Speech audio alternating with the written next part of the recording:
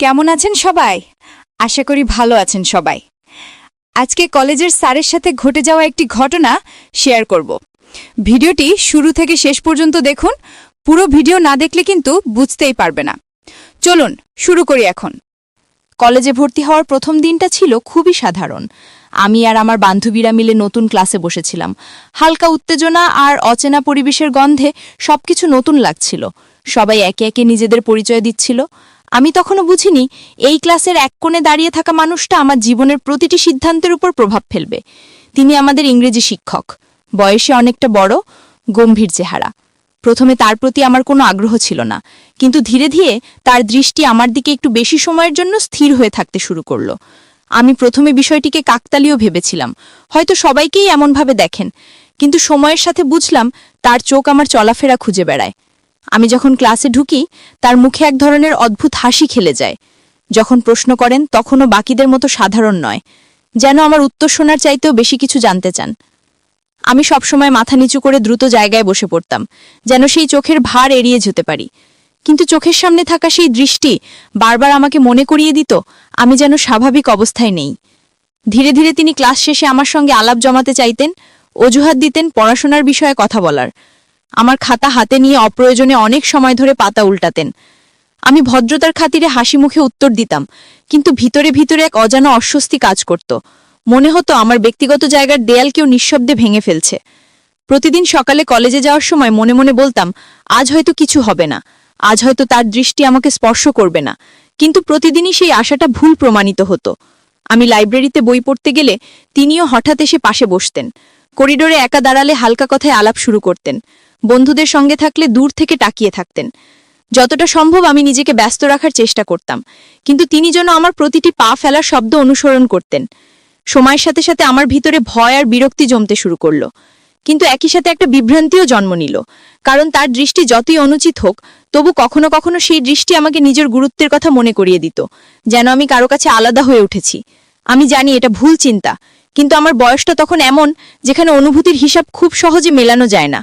আমি নিজেকে বোঝাতাম এটা কেবল কাকতালীয়, কিন্তু গভীর রাতে পড়তে বসলে তার চোখের সেই চাহনি যেন আমার বইয়ের পৃষ্ঠার ওপর ভেসে উঠত। আমি ঘুমাতে গেলে মনে হতো কেউ আমার স্বপ্নে এসে দাঁড়িয়েছে। যতটা দূরে সরে যেতে চাইতাম ততটাই কাছে এসে পড়তো তার উপস্থিতি। বন্ধুরা মাঝে মাঝে বলতো স্যার নাকি আমার প্রতি একটু আলাদা আচরণ করেন। আমি হাসি দিয়ে উড়িয়ে দিতাম, কিন্তু ভিতরে ভিতরে লজ্জার আতঙ্কে ভেঙে পড়তাম। প্রতিদিনের ক্লাস যেন এক এক দিনের লড়াই হয়ে উঠেছিল, নিজের সীমারক্ষা আর তার অদ্ভুত আগ্রহ থেকে পালানোর সংগ্রাম।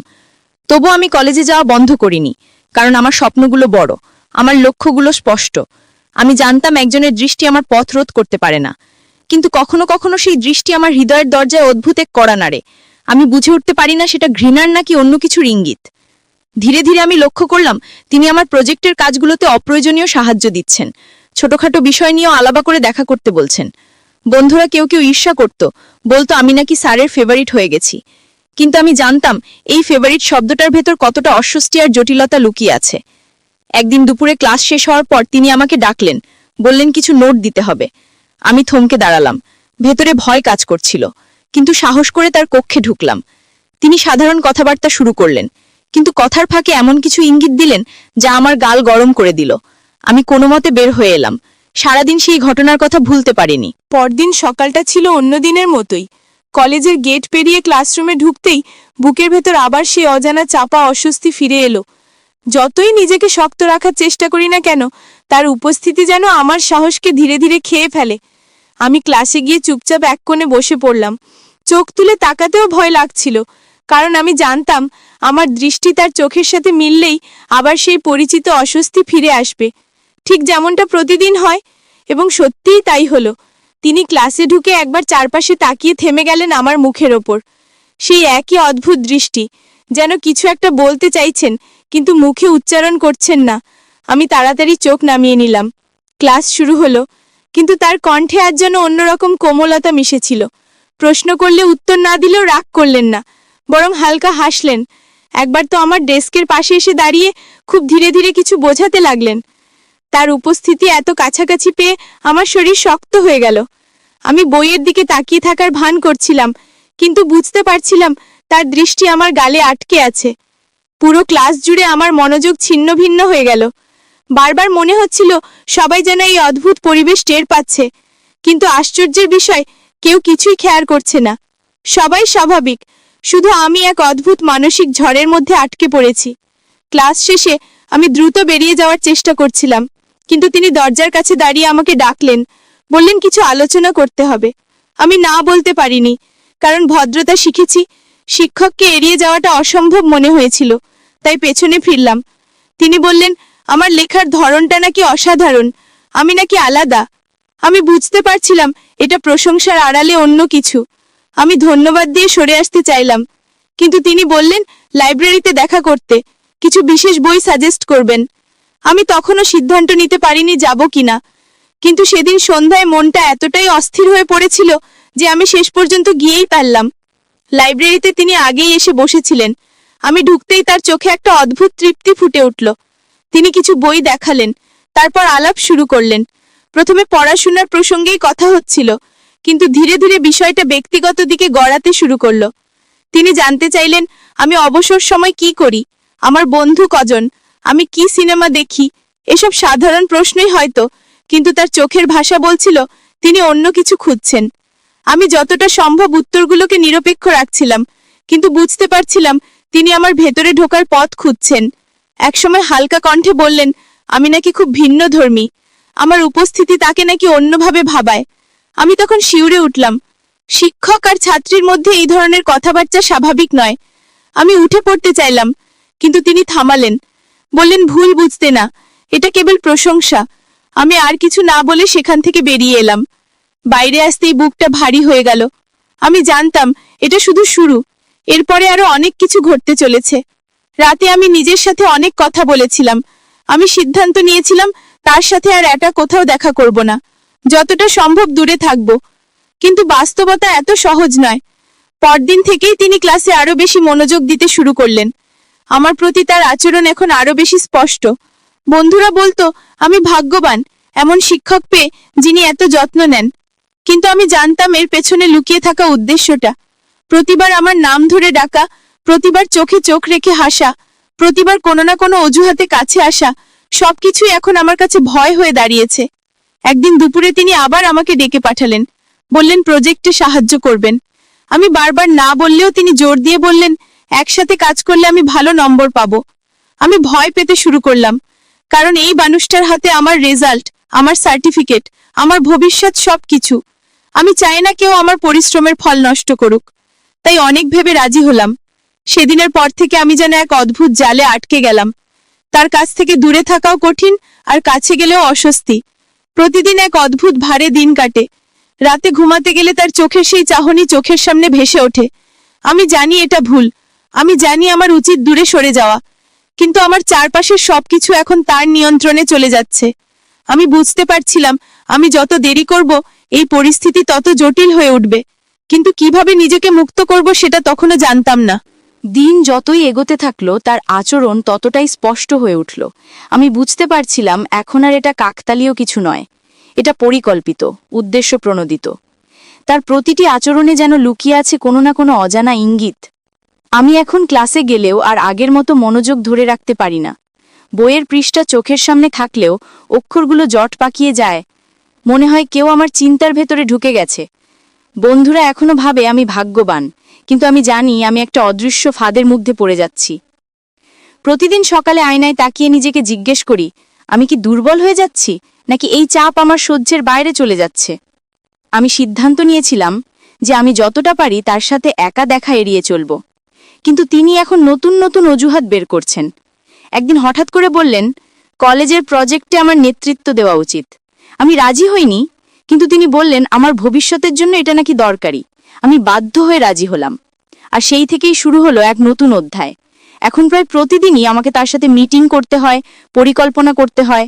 আমি যতটা দূরত্ব বজায় রাখার চেষ্টা করি তিনি ততটাই কাছে আসতে চান। একদিন তো হালকা করে আমার বইটা হাতে নিয়ে বললেন আমার হাতের লেখাটা নাকি তার চোখে আলাগা। সেই মুহূর্তে আমার শরীর কেঁপে উঠেছিল। এটা কোনো সাধারণ মন্তব্য ছিল না, তার কণ্ঠে এমন কিছু ছিল যা আমাকে অস্বস্তিতে ফেলেছিল। আমি মুখ ঘুরিয়ে ফেললাম, কিন্তু তিনি যেন আমার নীরবতাকেও একটা সাড়া ভেবে নিলেন। সেদিনের পর থেকে তার সাহস আরও বেড়ে গেল। করিডোরে হঠাৎ দাঁড়িয়ে পড়া, আমার পাশ দিয়ে ইচ্ছে করে ধীরে হেঁটে যাওয়া, ছোটখাটো প্রশ্নে অতিরিক্ত সময় নেওয়া, সবকিছু এখন দৈনন্দিন হয়ে গেছে।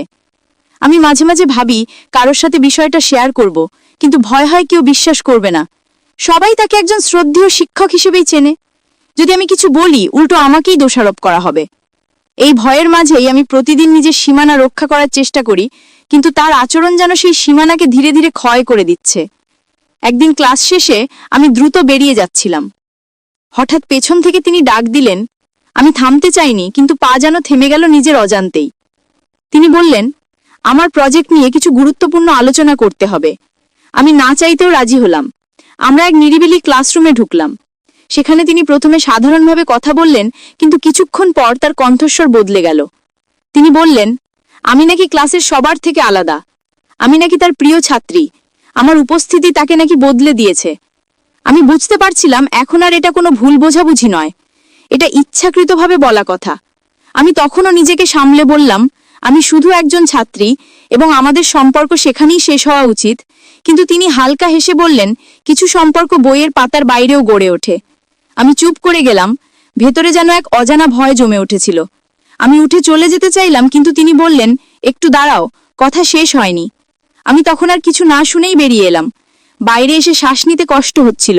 মনে হচ্ছিল আমি এক অদৃশ্য খাঁচায় বন্দী হয়ে যাচ্ছি। সেই রাতে আমি অনেক ভেবেছিলাম, আমার পড়াশুনো, আমার ভবিষ্যৎ, আমার মর্যাদা সবকিছু এক ব্যক্তির আচরণের কারণে হুমকির মুখে পড়ছে। আমি জানতাম আমি চুপ থাকলে এটা থামবে না, বরং আরো বেড়ে যাবে, কিন্তু মুখ খোলার সাহস পাচ্ছিলাম না। পরদিন ক্লাসে গিয়েও তার চোখের দিকে তাকাতে পারিনি। তিনি স্বাভাবিকভাবেই পড়াতে লাগলেন যেন কিছুই হয়নি, কিন্তু আমি জানতাম আমাদের মাঝে দূরত্বটা আগের মতো নেই, এটা এখন অন্যরকম হয়ে গেছে। আমি নিজেকে বোঝাতে চেষ্টা করি এটা কেটে যাবে, তিনি হয়তো থেমে যাবেন, কিন্তু ভেতরের কোনো এক কোণ থেকে একটা কণ্ঠ বারবার বলে ওঠে যে এটা কেবল শুরু। যদি আমি এখন কিছু না করি তবে পরবর্তীতে পরিস্থিতি আমার নিয়ন্ত্রণের বাইরে চলে যাবে।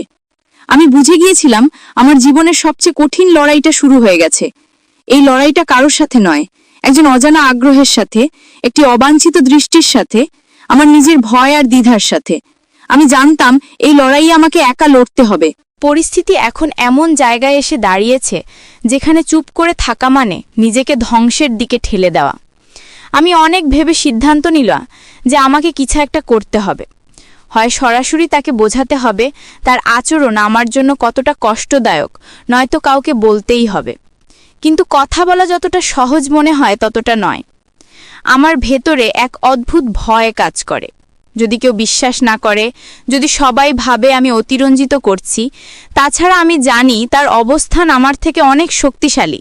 তার একটা কথা আমার জীবনের দিকটাই বদলে দিতে পারে।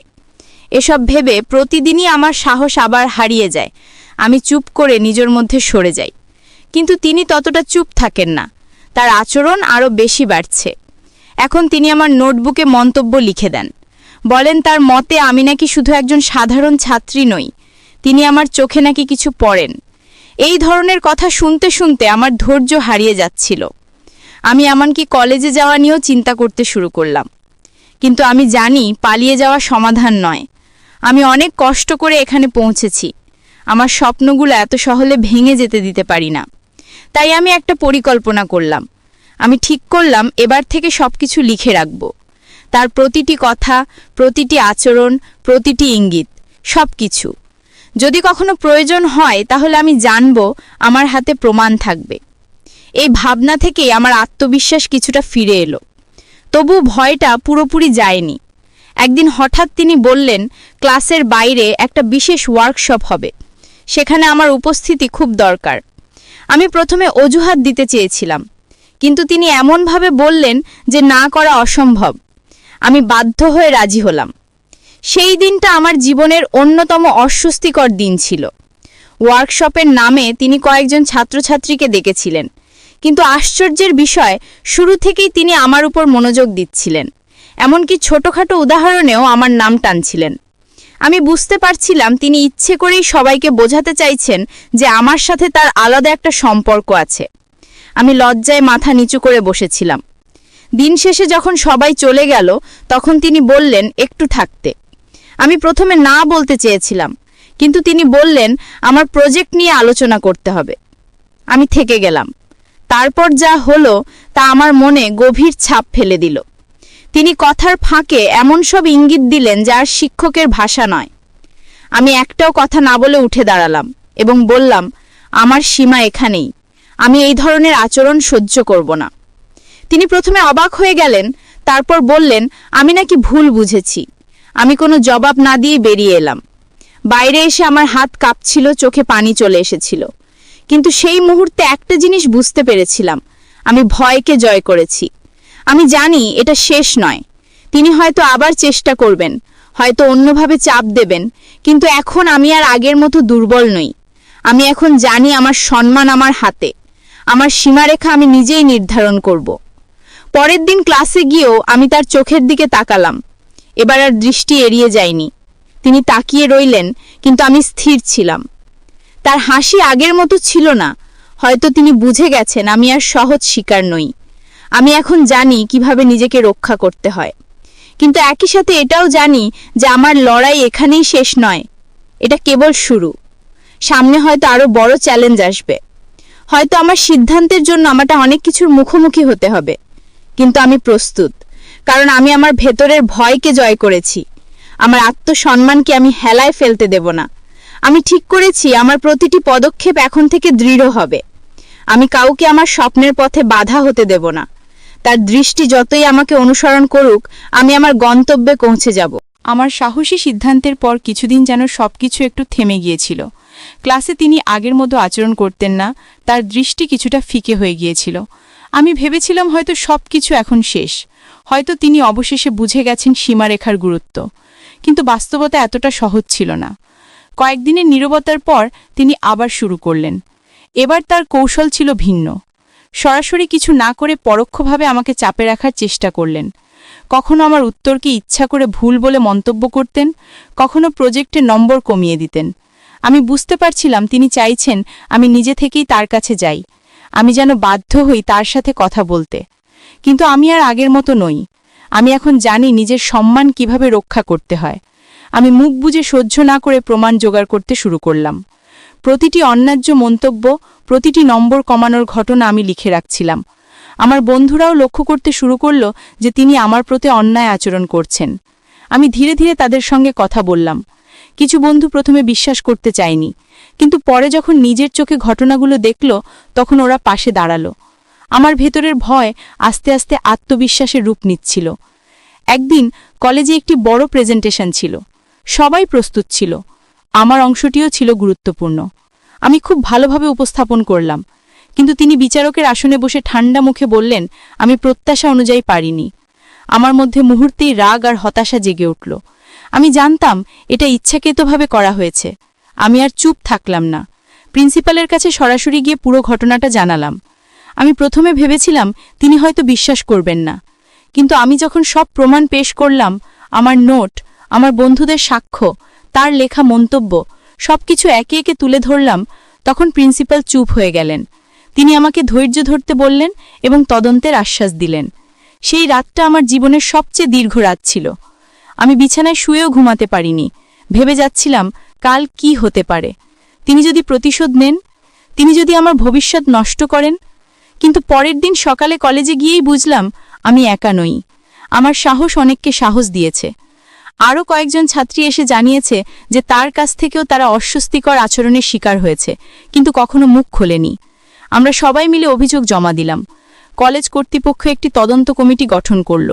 তার মুখের আত্মবিশ্বাস আর আগের মতো রইল না। তিনি আর ক্লাসে আগের মতো দাঁড়াতেন না, আমার দিকে আর তাকাতেন না। প্রতিটি পদক্ষেপে তার অনিশ্চয়তা চোখে পড়ত। আমি বুঝতে পারছিলাম তিনি এখন ভয় পাচ্ছেন।